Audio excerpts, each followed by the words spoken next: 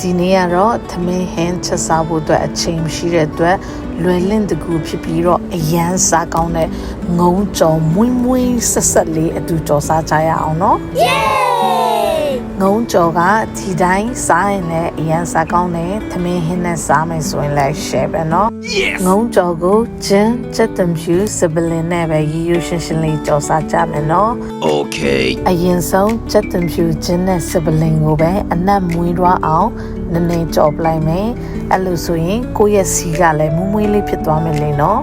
ကဲချက်တံဖြူက ready ဖြစ်ပြီဆိုရင်တော့ငရုတ်တီ6လေးကိုလည်းနည်းနည်းလေးကြော်လိုက်မယ် Yes ပြီးရင်စားနနုံးနဲ့နှက်ချတဲ့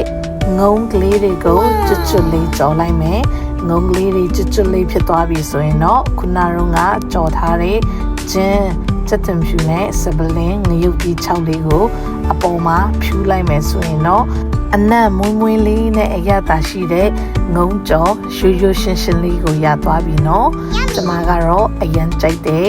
ကိုက TV ကြည့်မယ်ဆိုရင်ဒါမျိုးလေးနဲ့ကြည့်တယ်ဆိုရင်တော့ share ပဲပေါ့အိမ်မှာကဘာပဲဆဆဘာပဲချက်သမင်းမသမင်းဖြစ်တဲ့အပြူမတယောက်ရှိတယ်ဆိုရင်တော့သူမကိုတော့သမင်းနဲ့ကျွေးလိုက်ပါတယ်